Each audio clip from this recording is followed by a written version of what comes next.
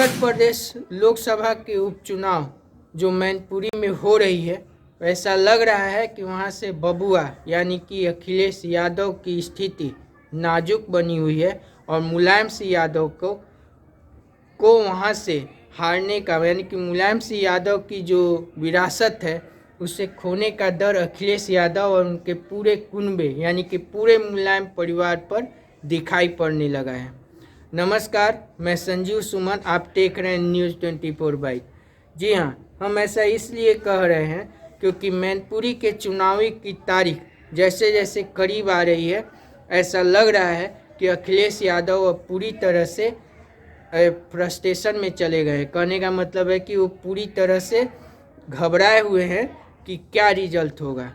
क्योंकि मैनपुरी का जो पुराना रिकॉर्ड रहा है उसमें ऐसा ही दिखाई पड़ रहा था। मेरे कहने का मतलब है कि 2019 के लोकसभा चुनाव में जब यहाँ से खुद मुलायम सिंह यादव यानी कि नेताजी चुनाव लड़ रहे थे तो वे भी बड़ी मुश्किल से यह सीट निकाल पाए थे। ऐसा इसलिए था और ऐसी बातें इसलिए उस समय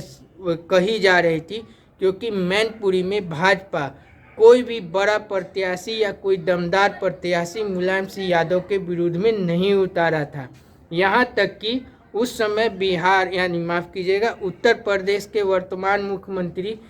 खुद योगी आदित्यनाथ से लेकर मोदी यानी कि खुद प्रधानमंत्री नरेंद्र मोदी और उनके बड़े नेता यानी कि उनके अमित शाह हुए, राजनाथ सिंह हुए, चाहे कोई भी स्मृति ईरानी से लेके आप जितने बड़े और सबसे स्टार प्रचारक जो भाजपा के हैं उनमें से कोई भी वहां पे चुनाव प्रचार के लिए नहीं गया था। फिर भी मुलायम सिंह यादव को वह सीट निकालने में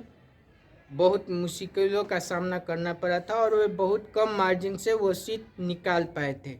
अब जबकि खुद मुलायम सिंह यादव अब नहीं हैं, उनकी जगह पर उनकी पुतोह और अखिलेश यादव की पत्नी, साथ ही साथ जो अब राष्ट्रीय अध्यक्ष है सपा के अखिलेश यादव, उनकी पत्नी वहां से चुनाव लड़ रही हैं।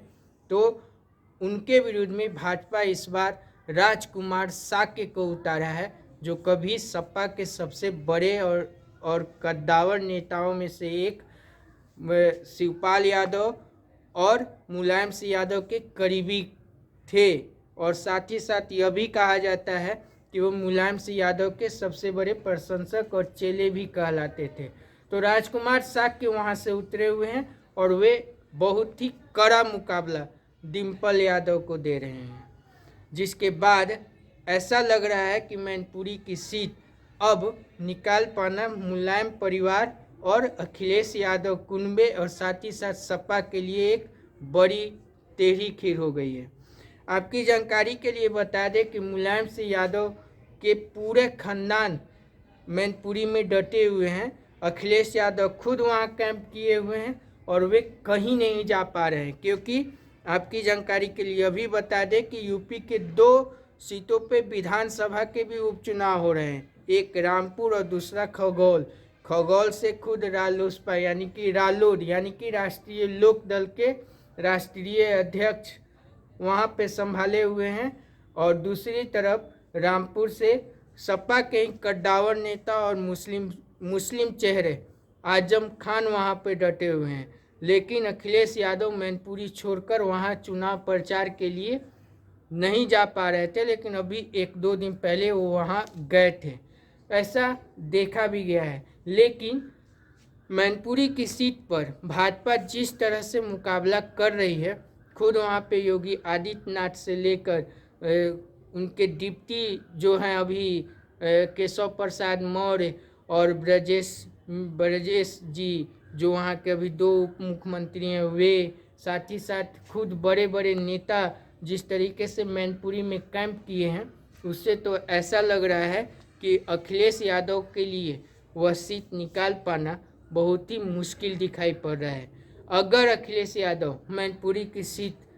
हारते हैं तो उनके ऊपर भी सवालिया निशान उठेगा और सपा की विरासत को लेकर भी जंग अब पूरे शबाब पे आ जाएगी, क्योंकि शिवपाल यादव भी ताक में बैठे हुए हैं अखिलेश यादव को निपटाने के लिए। कुल मिलाकर देखा जाए तो मैनपुरी के सीट पर अखिलेश यादव बुरी तरह फंसते हुए दिखाई दे रहे हैं। अब क्या होगा क्या नहीं होगा ये तो पता 8 तारीख को चलेगा,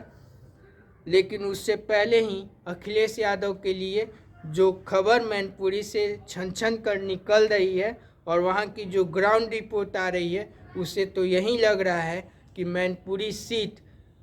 अखिलेश यादव के लिए सबसे बड़ा मुसीबत बन सकता है और उनकी राजनीति के लिए भी एक टर्निंग पॉइंट साबित होगा। अगर वो सीट निकल गए तो सही है, और अगर नहीं निकल पाए तो उनके कैरियर के लिए ग्रहण लगना तय माना जा रहा है। तो यह थी मैनपुरी की एक विश्लेषण छोटा सा जो मैंने अपने खुद तैयार किया है।